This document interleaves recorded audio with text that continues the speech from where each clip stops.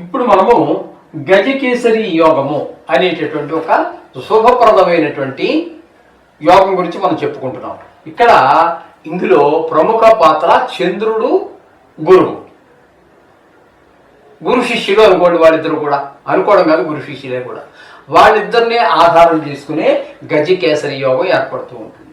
ఇప్పుడు ఉదాహరణకి మనం ఇదే లగ్నం తీసుకుందాం. ఈ లగ్నం ఎవరిది? ఇది మీన లగ్నం అంటారు. దీని నుంచి మనం తీసుకున్నట్టయితే మనకి ఏమొస్తుంది అన్నట్టయితే కేంద్ర స్థానాలు కావాలి. కేంద్ర స్థానం అంటే 4, 7, 10 ఈ స్థానాలను మనం కేంద్ర స్థానాలు అంటూ ఉంటాం కదా. ఇక్కడి నుంచి మనం లెక్క పెట్టుకుంటే 1, 2, 3, 4 ఇది 4వ స్థానం అవుతుంది.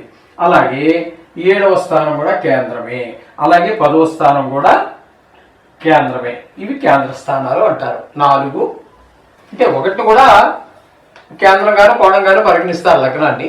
అది ఇక్కడ మనకు అవసరం లేదు. 4, 7, 10 ఈ స్థానాలని మనం కేంద్ర స్థానాలు అంటాం.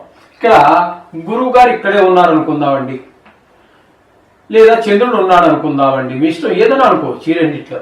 దీని నుంచి కేంద్ర స్థానాల్లో ఇక్కడ గురువు ఉంటే గజకేసరి యోగము, ఇక్కడ ఉన్న గజకేసరి యోగమే.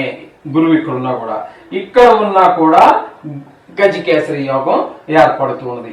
అలాగే మన ఇక్కడ ఉదాహరణకి ఏమండి, ఈ కేంద్ర స్థానాల్లో చంద్రుడిని బేస్ చేసుకుని చేసుకోవాలి మనం. అయితే ఇక్కడ ముఖ్యంగా బలమైనటువంటి గజకేసరి యోగం బలమైనటువంటిది.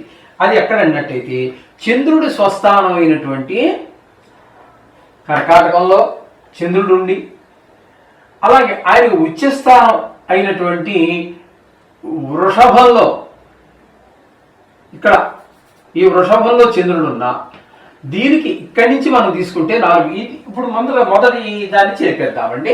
ఆ ఉదాహరణ మనం చేర్పేసుకుందాము. ఇక్కడ మనము ఇక్కడ చంద్రుడు వేరే దగ్గర ఉన్నట్టయితే ఏంటనేది మనం లెక్క పెట్టుకుంటాం. ఇందాక గురువు దగ్గర ఇక్కడి నుంచి చూసుకున్నాం కదా. ఇప్పుడు చంద్రుడు ఇక్కడ ఉన్నాడండి. ఈ చంద్రుడి నుంచి మనం ఇందాక ఏం చేసామంటే లగ్నం నుంచి చంద్రుడిని చూసుకున్నాం కదా. ఇప్పుడు చంద్రుడి నుంచి కేంద్ర స్థానాలు ఏమిటి వస్తాయి? 1, 2, 3, 4 ఏమండి.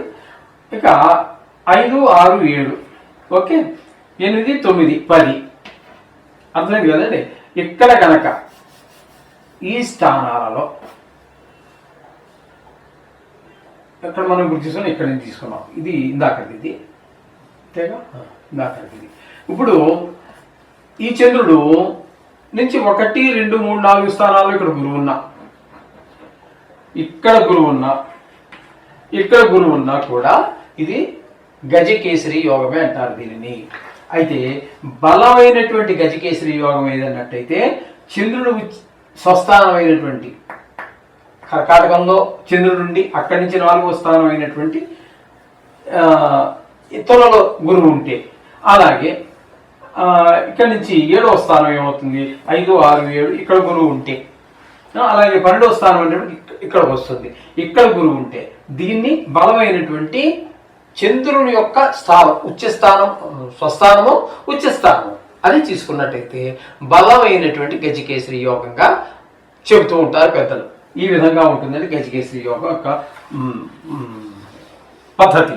ఇకపోతే ఈ జాతకులు గజకేసరి యోగం అనేది చాలా మంది జాతకాల్లో ఉంటూ ఉంటుంది. ఈ పదం కూడా మరి చాలా మంది నోడల్లో నానుతూ ఉంటుంది. కాబట్టి దీని యొక్క ఫలితం కూడా మనం చెప్పుకోవాలి. జాతకుడు తేజోమయంగా ఉంటాడు, కాగా ధనవంతుడిగా ఉండే అవకాశం ఉంది, గుణ సంపన్నుగా ఉంటాడు, రాజానుగ్రహం బాగా ఉంటుంది.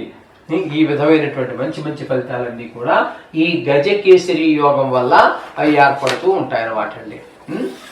మరొకసారి ఫలితం చెప్పుకుందామంటే జాతకుడు ధనవంతుడుగా ఉండే అవకాశం ఉంటుంది, గుణ సంపన్నుడుగా ఉండే అవకాశం ఉంటుంది, అలాగే రాజానుగ్రహం కలిగిన వాడుగా ఉంటాడు, మంచి తేజోవంతంగా కూడా ఉంటాడు. మనిషి మొహం చూడగానే ఒక అట్రాక్షను, ఒక సౌందర్యము, మరొకసారి చూడాలి అనిపించేటటువంటి పద్ధతిలో మనిషి యొక్క ఫిజిక్ ఆకారం అంతా కూడా ఉండే అవకాశం ఉంటుంది ఈ యొక్క గజకేసరి యోగం వలన. అర్థమైంది కదండి. శోభం.